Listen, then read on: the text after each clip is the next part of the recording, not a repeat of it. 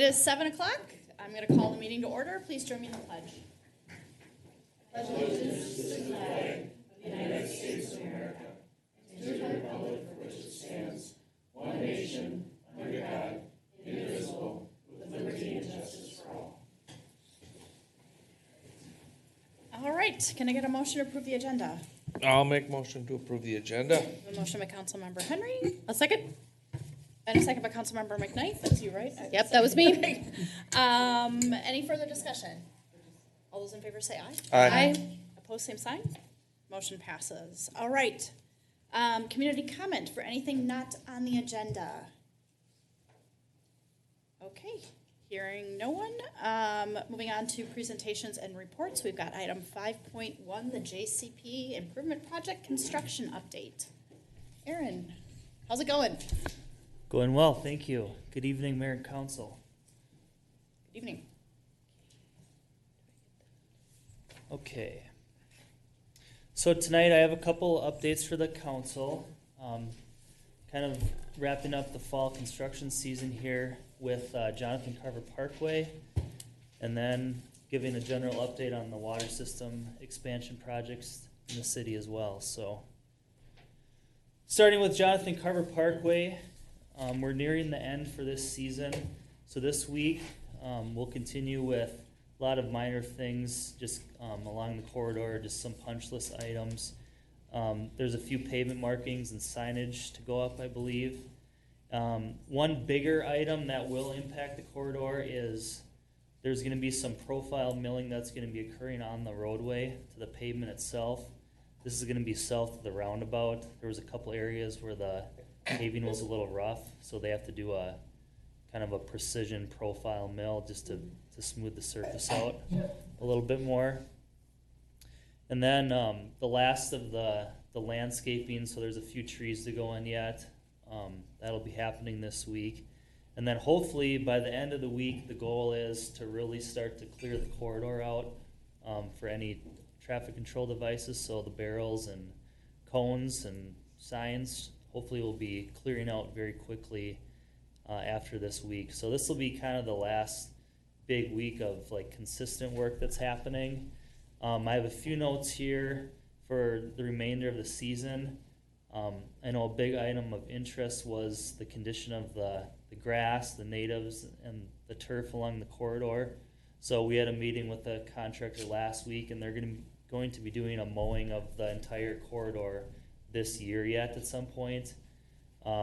That'll allow us to inspect the work and then see how things will start growing next year before we would take it over any maintenance responsibilities. So one thing to remember with the native grasses is it does take a while to grow in that. So there's like temporary oats and that kind of stuff that are intentionally put into the seed mix for the first year just kind of as a cover crop. So that'll get mowed now and hopefully allow some of those natives to start growing from underneath, beginning next year. So that's a big one.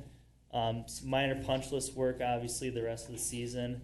And then a few key items that we're tracking. So the monuments near the roundabout, that's slated for November, December timeframe to get those columns constructed and finished. There's railings that have to go on the retaining walls, the top of the walls for fall protection. Those permanent railings will be installed in December is the schedule after they're fabricated. And then probably the big question, the other big question is the street lighting, obviously. So that is scheduled for December, January timeframe as long as we get those in stock and delivered at that time. So that's why I put a question mark there, but that is what they're telling us at this time is what the delivery schedule is. So after that happens, they'll come in and basically take one light down and put the new one up as they arrive. So and then for spring of 2022, it'll be any last minor punch list work and project closeout. So that's kind of how things are sitting on Jonathan Carver Parkway. Any questions? Questions? Go ahead, Chrissy. When we're talking about the plantings and taking over and like finalizing out and taking it over and it becomes ours, are we waiting until the spring growth comes back up, or what's your? Yeah, so we're not accepting anything this fall. That's Okay. That's all to be reviewed in the spring. And then if you recall, the city did its own contract for the landscape, like the trees, and those also come with a 2-year warranty. Okay. That was one of the main reasons that we separated that from a traditional county highway contract, that they don't have the same warranty requirements for highway Okay. construction, so we'll have a 2-year warranty on all the trees Okay. as well. Okay, great. And then the last one, there's a speed limit sign up there that is facing the wrong direction.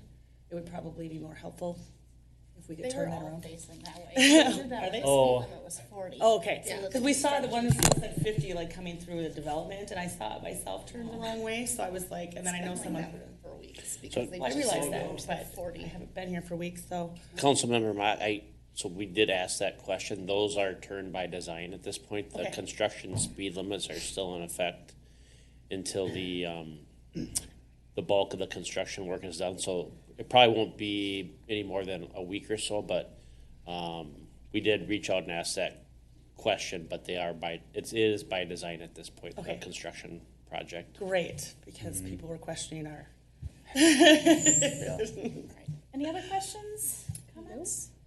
Okay, I have a couple photos like I like to do. Nice. Oh, good. Usually, so this is the new pedestrian underpass that's just north of the school, so you can kind of see the school in the background there. This is looking looking west, excuse me, towards the school. Here is Jonathan Carver Parkway looking south down the hill towards the roundabout.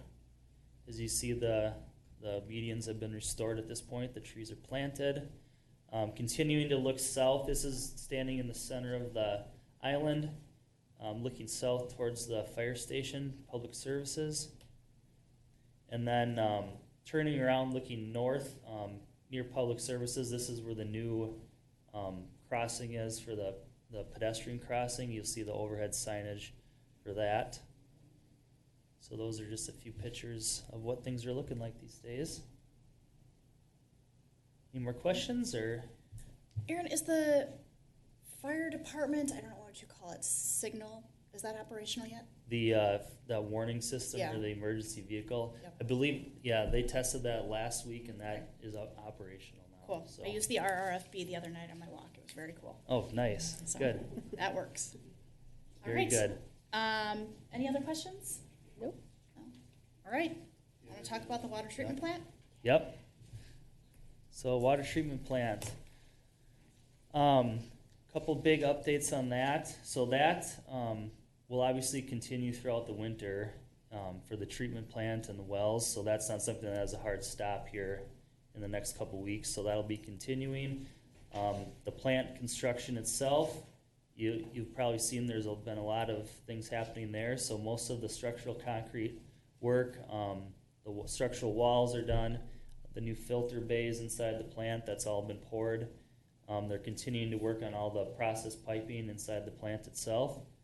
So lots of things starting to come together there. As far as the wells are concerned, the well 5 drilling is completed. They've begun construction of the well house out there by well 5 and well 6. And then well 6 is slated to begin here in another month or so. Sometime this winter they'll be back in to start drilling well 6, which is, as you probably recall, it's just over from well 5, so on that same site by Meridian Fields. So that's the general schedule on that. I have a few pictures to share as well. So this is the treatment plant expansion. The picture on the left is just showing the general, kind of progression of work there. The picture on the right is looking this is like the new catwalk area that's on top of where the new filters are. So that'll be like a walkway. If you can see the new filters on the far side of the picture over there. So that's pretty neat. And then this is the well 5, well 6 site. So the picture on the left there is the well 5 work that's been completed. So that's the top of well 5. And then the picture on the right is the foundation spread footing for the new building. So that's the well house with the piping coming up underneath the building. And is that the well to the far right? Yep, the That well, picture? well 5 is on the far right of that picture, and then well 6 will be another 20 feet just off the picture once that's drilled, so pretty nice site out there. On the left, is that shovel, is that to give it a proportion of size? That would be really clever. I think that was just a Wow, coincidence. I didn't see that shovel till later. Yeah. It is substantially big. Yeah, I think it's like, It's a construction term, substantial. yeah. All things considered, it's really nice that we Like it. only have one well house instead of 2 though, so if you remember, we saved a lot of money with being able to do this on one site, so that's really good. I didn't catch that. That is huge. Any other questions, comments? Oh, go ahead. Aaron, would you mind sharing with the council an update on the Bluff Park lift station project? I think there's been some changes that the council might find interesting. Sure. Yep, so the Bluff Park Lift Station Rehab Project, we had a pre-con with that contractor a couple months ago already, and they were ready to go. And with a lot of other things in our industry right now, getting the supplies is very difficult. So they were having issues getting like the new panel to run the new station. I think they had issues with the pumps. Is that correct, Chad? So we looked at potentially trying to piecemeal it together and get some work done this fall and come back next spring and do the rest of it. And we talked with Chad last week about it, and we think it's best just to sit tight. Let's wait till we get all the equipment and control panels, all that stuff, and just do it next spring instead. So that's the plan. We're getting too late in the season to worry about temporary bypass piping when we have to do the work inside the lift station and the new liner that's going to go in it. So it's just not a good idea to do it this fall anymore. So we'll be doing it in the spring. All right. Any questions on that? All right. Thank you, Erin. Okay. Yep. All right. We have no public hearings tonight. Can I get a motion to approve the consent agenda? I'll make a motion to approve the consent agenda. A motion by Councilmember Mock. Second. And a second by Councilmember Henry. You got to be quick. Any further discussion? All those in favor say aye. Aye. Opposed, same sign. Motion passes. All right. Business items. The concept plan for the Gilbert property. Ms. Smith. Thank you, Mayor and Council. Tonight we're reviewing a concept plan, so some things to keep in mind. Concept plan, first step. There are a lot of unknowns. You can ask me and the development team a lot of questions, and we're not saying I don't know to be elusive. There's just a lot of details we don't know. We're looking tonight for feedback and for you to ask questions. What questions do you have before the developer might choose to submit a preliminary plat? What things do we need to think about? What things are on your mind? Knowing just a few details about a project. So I use this roadmap pretty often. So concept plan, we are at the very top of the road. So you'll see the yellow is to final plat, final approval. We have a long way to go at this point. This project is a little bit unique for projects that we've been working on collectively, is that the annexation step has been removed. This property is already in the city of Carver. So one less step that we'll need to approve at a council level and a state level since it's already within city limits. So something important to remember is Chapter 42 of our city code subdivision. The Planning Commission is tasked with kind of that nitty-gritty, but through the reports of the Planning Commission, staff, and the development team, we'll make sure we can check all the boxes of Chapter 42, which we've adopted. So let's get some context of where we are. So the property is outlined in red. It's directly south of the meadows at Spring Creek, generally east of Jonathan Carver Parkway, an existing property that was previously landlocked before the meadows developed. So before meadows was there, infrastructure was not available, and there were no streets leading into the property, so it could not develop. So the property in question is undeveloped, obviously. For the comprehensive plan, we have a guided low-density single-family, which this project comes in at. It's currently zoned ag, so it would require a rezoning request with that preliminary plat, should we choose to move forward. North is meadows at Spring Creek. Again, low-density single-family. They use the zoning R2 PRD. South is kind of a handful of different property owners. Along Mount Hope, it's largely agricultural users, so one of, I think, the few places in town that cows exist is on Mount Hope Road in that location. and then Hawthorne Ridge. So thinking about our trail system in Hawthorne Ridge, the D.R. Horton project, which is the R2 zoning. West is Spring Creek, so a developed neighborhood in Carver. East, again, is various, thinking Mount Hope with the connection into downtown via Snake Trail.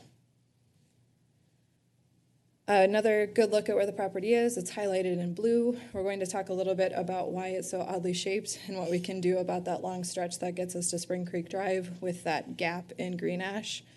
So for this project to have access prior to Meadows at Spring Creek developing, it was accessed via a cart path. That cart path still exists with a gap in it for green ash to develop. That cart path has been tricky for residents on both sides since it is their backyard, largely new homes, east in Meadows at Spring Creek, and we get a couple calls this season talking about who maintains that roughly 20-foot stretch. It is privately owned, so it is the tricky conversation going down, having someone come out to mow the weeds. So through this project, we're hopeful that we can eliminate that cart path entirely with this project developing, likely vacating the cart path, deeding property to each property owner on each side so they can maintain that area as their own, keep it as a manicured lawn.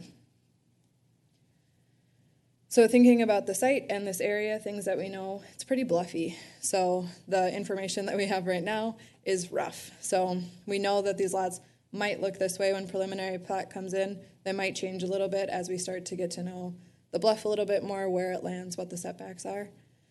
So going over just some site data that we have right now, the proposed site has 24 single-family lots proposed off both a public right-of-way, which runs south, and a private drive, which runs west.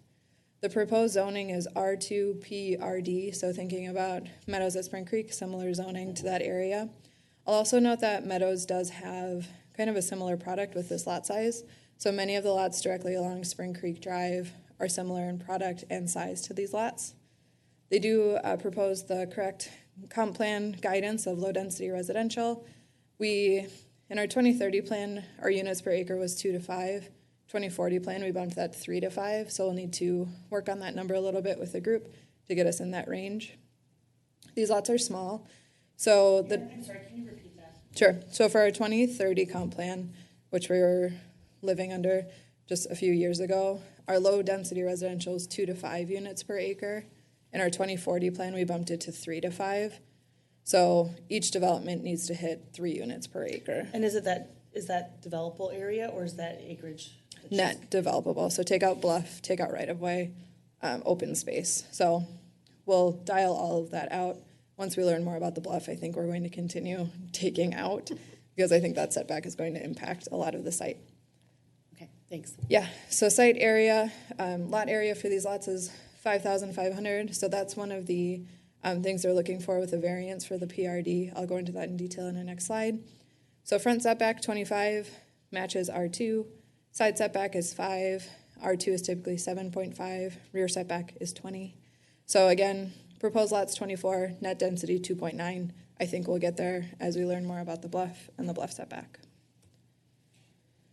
So the site would be accessed primarily, and actually only, off Mulberry Drive, which would be the extension through Meadows at Spring Creek. We talked a little bit about the cart path, so something we're working on with the development team and likely the city attorney pretty extensively to figure out what that process looks like. This project does not propose a park, so park dedication would be required cash in lieu of land for each unit at $4,070. Comp plan will need to hit 3 to 5. And then let's go through the nitty-gritty rezoning request. So I have the adopted R2 district on the screen as well as the proposed concept review, so you'll see the variations that they're looking for. It's the lot size and side yard setback that they're looking for.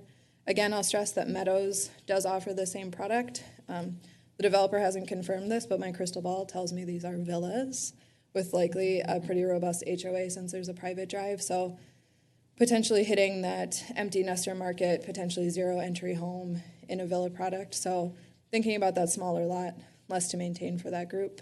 We have villas in Meadows at Spring Creek as well as Oak Tree. You'll remember Oak Tree is Oak Tree Court and then phase 4, which is Edgebrook. And it was a hot market. Those were some of the first lots to sell out in Oak Tree.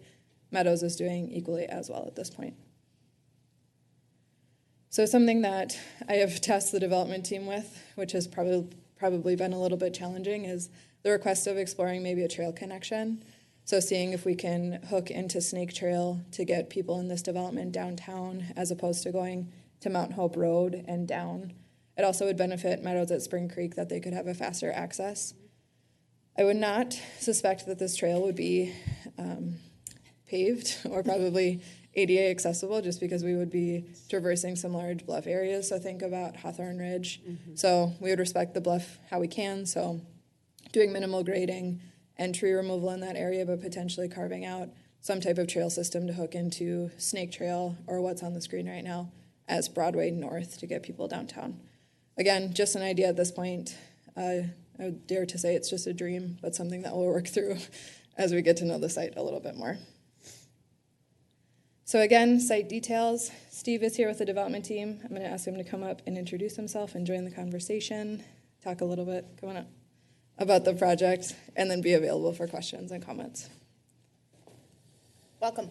Hi, Steve Trosky, Sambatech Engineering. I represent Kurt Manley with the development team.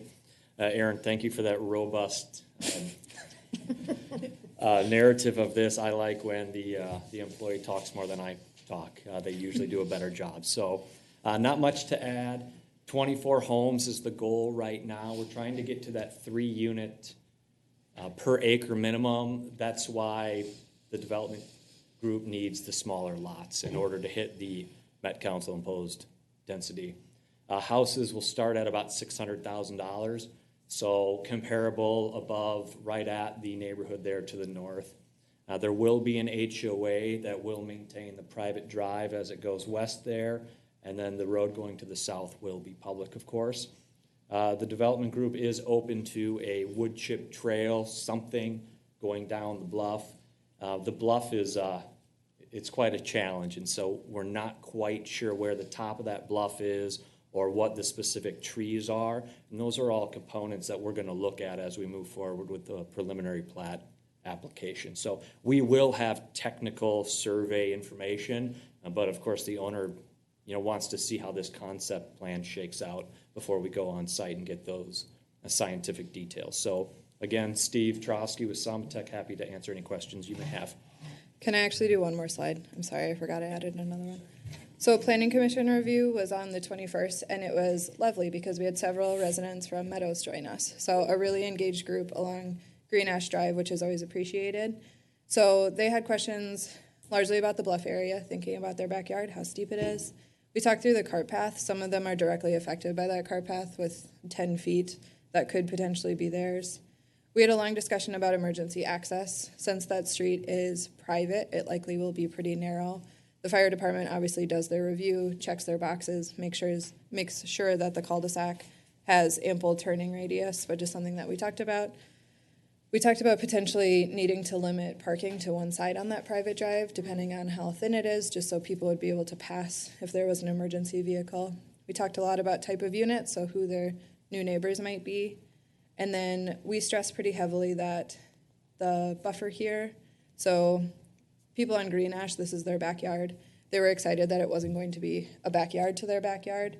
So we talked a lot about the private drive and an extensive buffer that we would suggest through preliminary plat that would allow Meadows to keep some of their backyard privacy with this next site developing. We also have given some feedback to the developer.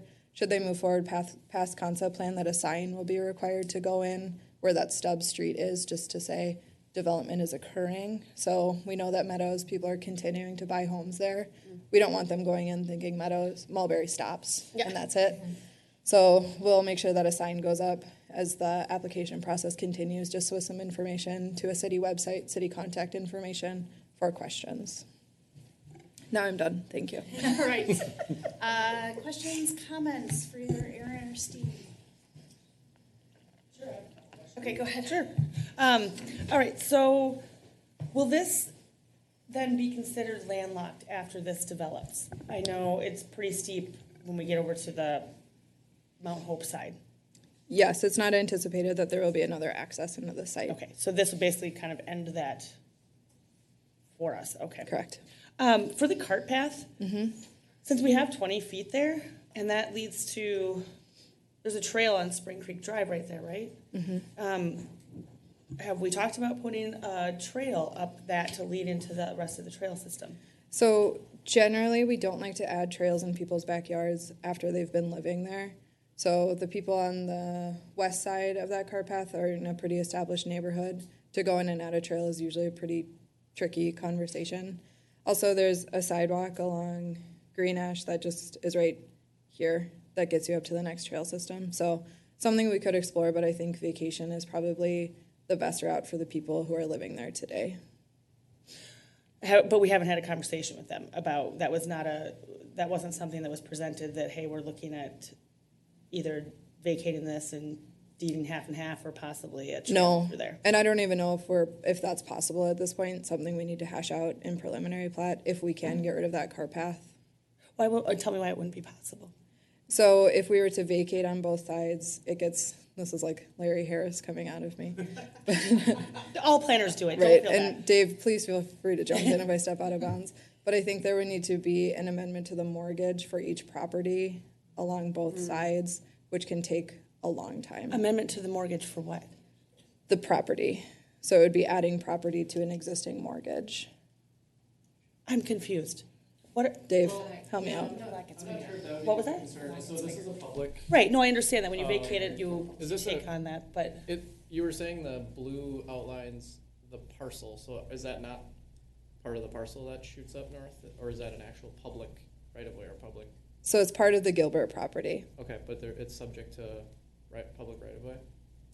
I don't think so. I don't think it's public. So then there's nothing to vacate. It would be a matter of Oh, the sure, property owner vacation. deeding that property to, I guess, the adjacent owners. And if they did that, they could add it to their mortgage, but they wouldn't have to do that. I mean, it's, as you can probably imagine, most of the mortgagee's interest would be in the developed property, the physical structures on the property. So I'm not sure it would be too difficult. Good. But if it's not a public right-of-way, we don't have to worry about vacation. Okay. okay. So, but that was the only, because you said you had some, when you talked with the planning commission, that was the only part that was talked about, not the possibility of any trail system or No. connecting up there. Okay, I'll come back to that in a second. So the 5-foot setback, that's real tight, okay? And so the pros to this are because we're trying to get to that 3 per acre. I would say we're not trying, we have to. Okay, but that's why we're doing it, right? So if we went to 7.5, we would not, there's no way to meet that requirement? Correct. Okay, because 5 feet, I mean, that's less than half a foot shorter than I am. You know what I mean? Like, that's tight, that's really close.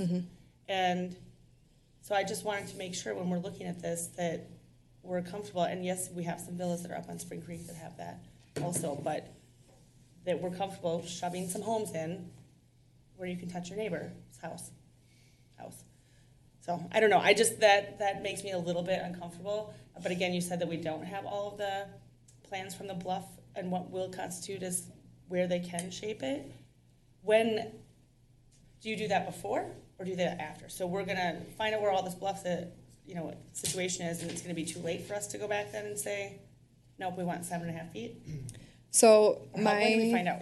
my gut reaction, I think the bluff is going to impact the site more than what we think right now. I don't think it's going to be less. So I think we're going to have less developable land than what we think right now. Okay. So to hit the density requirement, I would say 7.5 setback would be really, really challenging with the bluff that I think is on that property. Okay, so then what happens now if we stay with basically the plan that's here with the 5 feet and kind of what's generally here and it doesn't meet?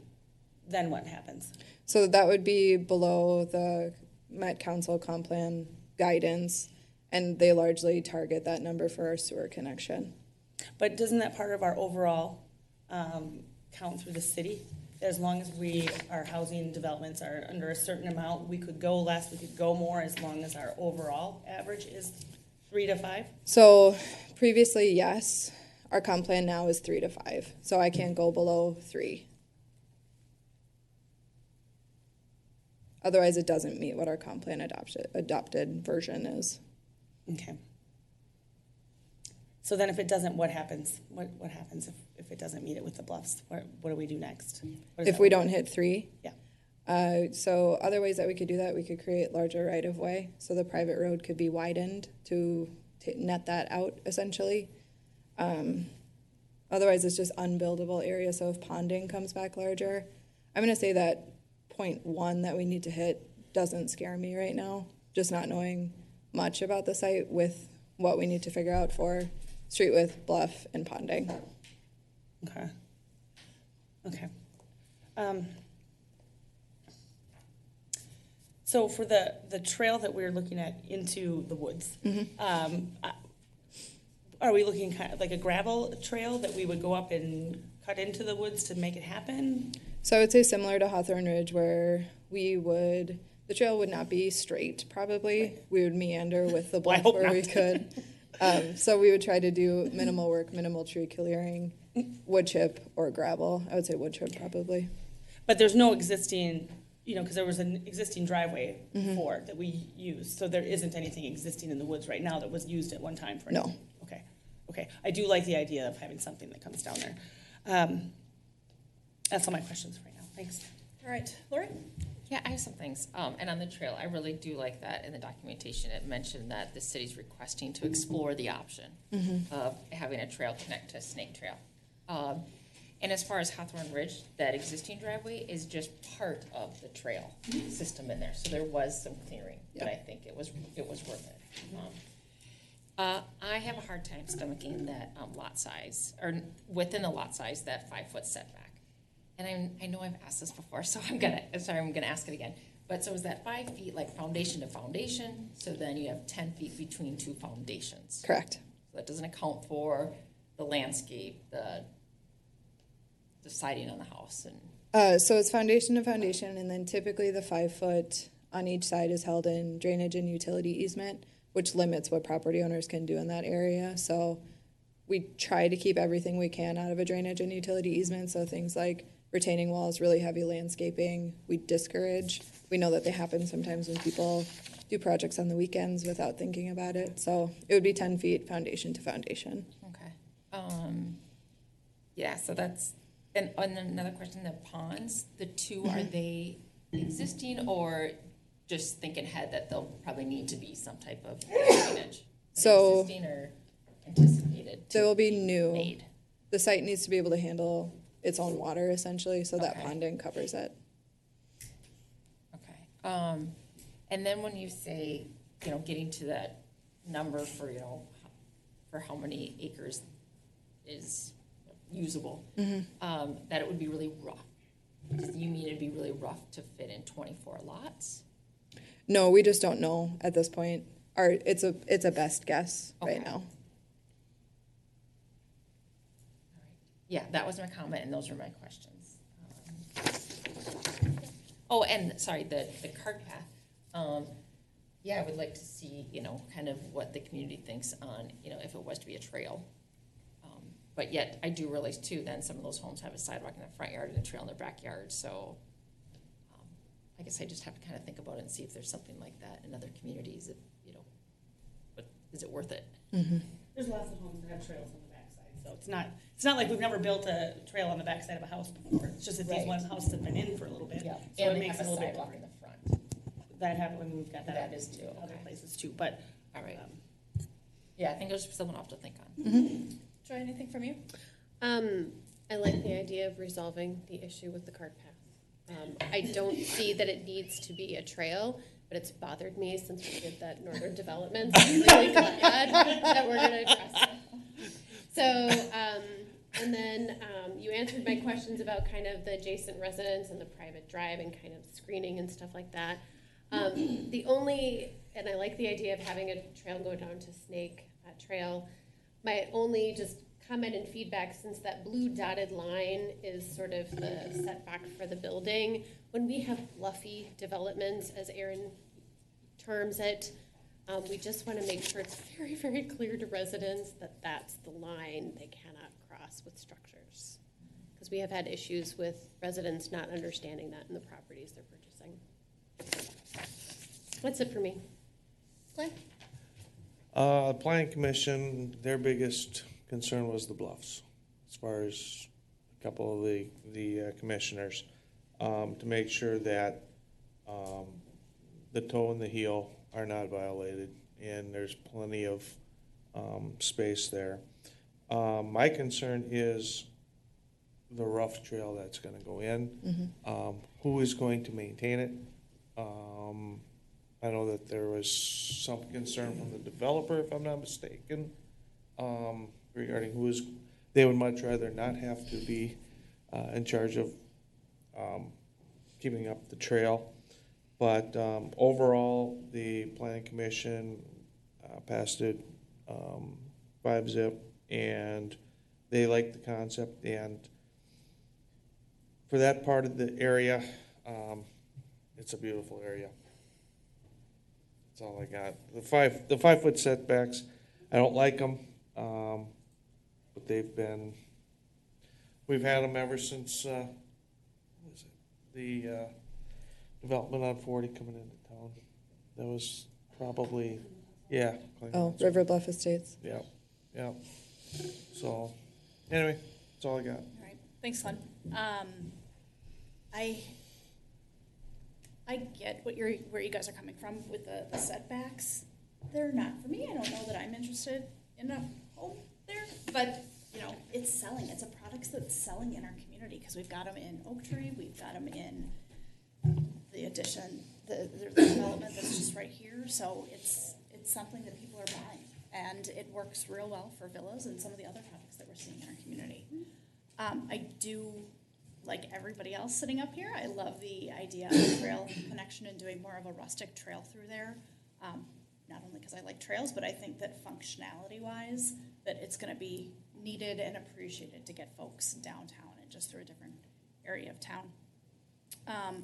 I don't, as much as I love trails, I don't think that it would be a wise investment on anybody's part to put it where the cart path is, though, because as Aaron pointed out, there is a sidewalk just right there on the other side of the street. So I don't think that makes a lot of sense. And it's not necessarily I can't see any extenuating circumstances where that would be called for, or, you know, it's not, there's not a visually interesting something that we'd want to get people past to go through there.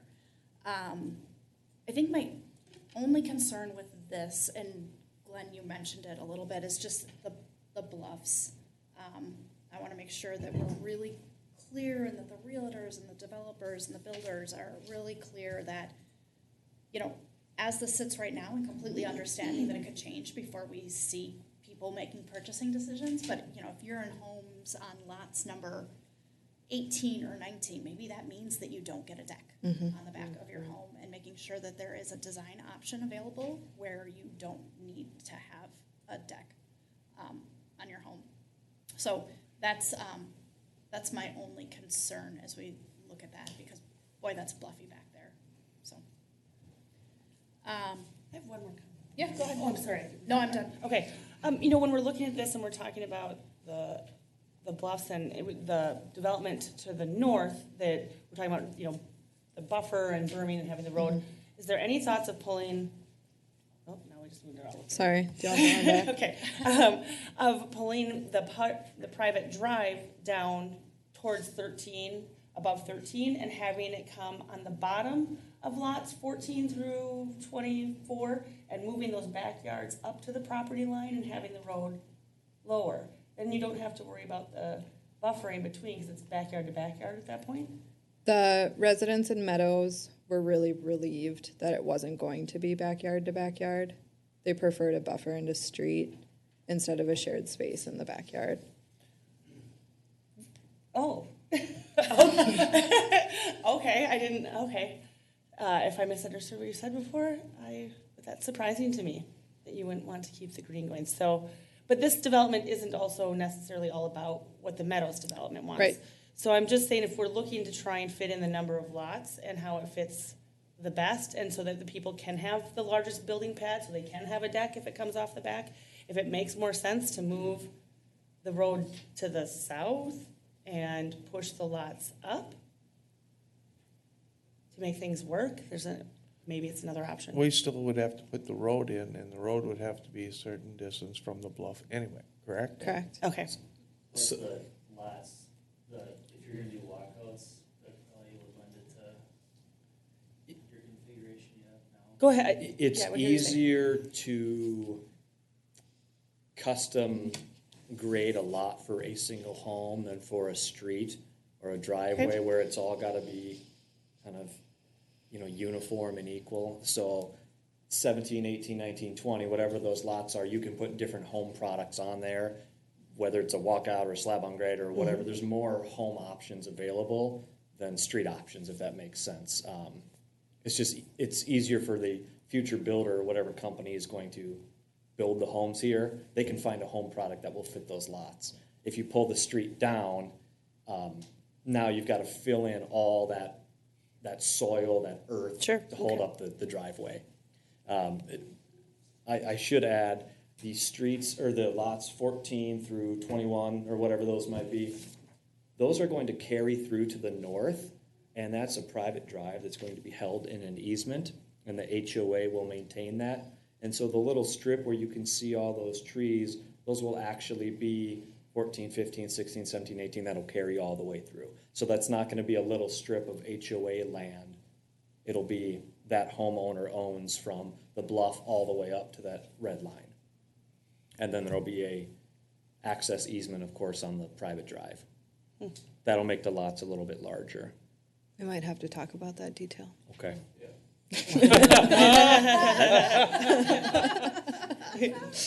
Sounds like we will talk about it. So Aaron, thank you for, I can see that coming, I can feel this coming, that energy coming from over there. So thank you for that explanation. Aaron, do you agree with that when it comes to grading for the road, that it's gonna be much harder to put it closer to the bluff? Yes, I think the houses, you could be variable where the street needs to be one flat elevation. Where in this area, I don't think that's possible. Okay, sounds good, thank you. If it was flat, I would say yes, let's explore it, but I think the topography is too intense right there. Okay, I just have one more comment. Between lots 9 and 10, just coming down, I forgot what road that is. Mulberry? Yes. That would make easy trail access for all the people up in the meadows as well. All right, That's all I got. all right. Thank you. Appreciate you coming. Thanks, Steve. So will there be approval tonight of this? We just do feedback at this point. Okay, thank you. Yeah. Scott, so. Do you want this? All right, moving on to communications. 9.1, the strategic plan update. Mr. Merrick. Thank you, Mayor and Council. So in your packet, there's an update of our 2-year strategic plan. I'm just going to highlight some of the things that we're working on. If there's some areas that you want to discuss specifically that I kind of breeze through, feel free to interrupt me. I'm going to start with under communications and engagement, obtain training for the council and department heads on bias and inclusion, which is actually scheduled for a week from tonight. We've included the planning commission, and I think fortuitous that we had this update because there've been some questions from staff and planning commission related to kind of what this is, and I think in some ways, and this is an editorial comment on my behalf, but kind of the cable news networks, pick your favorite flavor, have kind of turned the words bias and inclusion into a scary thing. Ultimately, this is about resident engagement and including as many people as we can. And so there's no blame, no shame, nothing needs to be taken away from one group and given to another. This is about meeting people where they're at and helping them be involved with the process. And so I think if we can start from that, I know that our trainer is starting from that basis. I think we have an opportunity here to learn about ourselves and learn how we can include other people in our processes. So really excited about that. Dave and I have talked a little bit about the possibility or preparing for a presentation to the council at a work session about large event permitting and regulations, and so that'll be something that'll come during the winter, even though I don't know if anyone was driving around Carver this afternoon. I think there was some flurries around, which kind of freaked me out for a second. Me too, it's fine, it freaked me out. Community It is November. Minnesota. Good point. Community development, as you know, we completed our workshop with the CDA and Aaron reviewed the housing action plan. So going to continue our work in that area. Moving into downtown development, there's been some work done by the Parks Commission along with Chad and Aaron Smith and the Bolton and Mink team to prepare a concept for kind of a reuse or kind of a new use of Riverside Park that kind of focuses more on it as a natural amenity as opposed to kind of its history as an active use park when the ballroom and the ball fields used to be down there. So more information to come as we get into the winter months. And then moving on to infrastructure development. We're scheduling a kickoff presentation we scheduled a kickoff presentation in June on the County Road 40 project. Dan Lannis and Aaron Schmidt are continuing to do some work and having some discussions with county highway staff related to that project. We had a good discussion with the council at your first work session, but plenty of work left to do to kind of figure out what that project looks like and providing the council with additional opportunities to talk about it.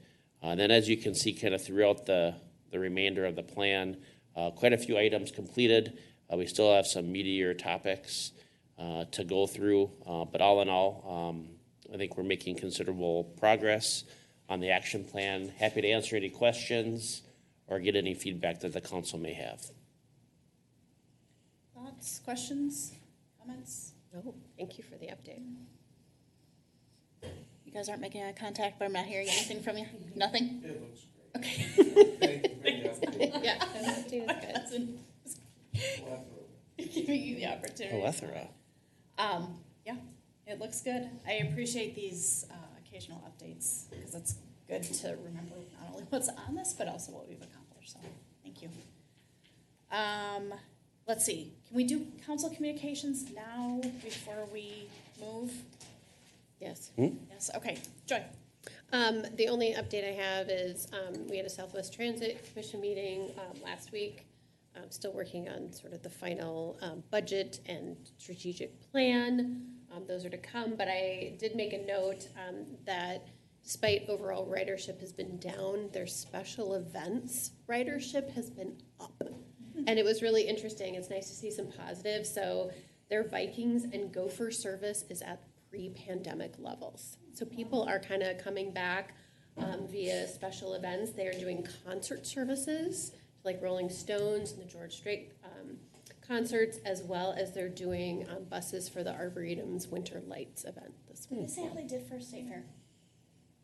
State Fair was down, like 40%. Okay. Yeah. 40% from pre-pandemic. Yes. So big down. That's all my updates. All right. I don't have any. Okay. Christy? Nothing. Glenn? Oh, sorry. We had a planning commission meeting and we went over the Gilbertson property. So other than that, that's what I got. All right. From me, since we last met, we have hosted not only the House, but also the Senate Capital Investment Committees here in Carver. As you guys all know, that's part of the bonding tour. So they go out and they visit a variety of different projects that have put in for bonding monies. 2022 is a bonding year. And we are hopeful that we can get some money from the state for that project. Our ask is $9.5 million on an anticipated $12.7 thank you, $1 million project. So hopefully that will come through. And then the only other thing that I had for the good of the order is just reminding everybody that tomorrow is not an election day, but I guess there's a vote on the school district's referendum. So if you haven't voted already, please remember to do so tomorrow. Carver residents and those in the townships vote right here at City Hall.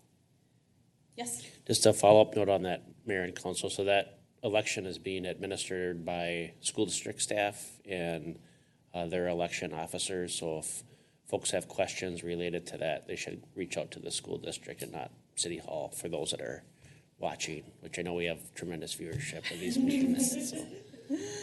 All right. With that, any more updates from you? No? All right. Let's see. We are now going to go into closed session. To read this now? Mayor, can you help or Dave, can you help the mayor out on this? Yes, so do you have the motion? I do. So I read it right here and now, and then we move? Yes. Okay. After it's made and passes, then we can. Okay, let's see. Can I get I'll make a a motion. motion? Okay, I'll make a motion to go into closed session in the web conference room pursuant to Minnesota statutes. Section 13D.05 subdivision 3C to review non-public appraisal data and discuss a recent counteroffer regarding the city's potential acquisition of the southeastern 0.19 acres of Carver County PID 20.11600020, which PID is located at 4,745 Dull Green Road. all right, we have a motion by Councilmember Sayer A second. and a second by Councilmember McKnight. Any further discussion? All those in favor say aye. Aye. Opposed? Motion carries. All right, we are gonna head into closed session.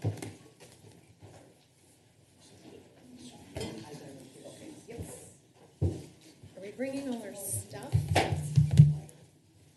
You don't need your stuff. What?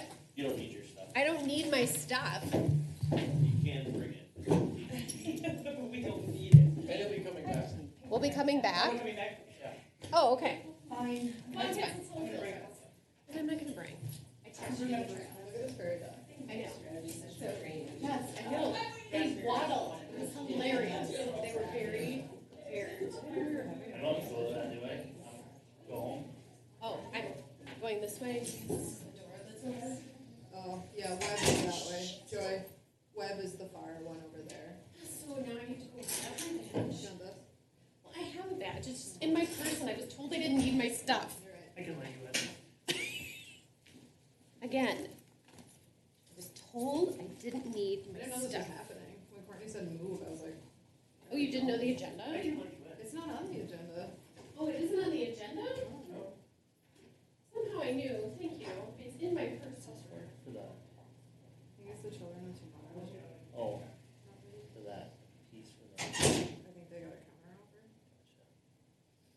Okay, well, we'll steam ahead on the parks. I'm gonna email Jonathan. Okay, we'll probably start topo that out there. That's okay. That was wild. Do you think that we need to talk to the school?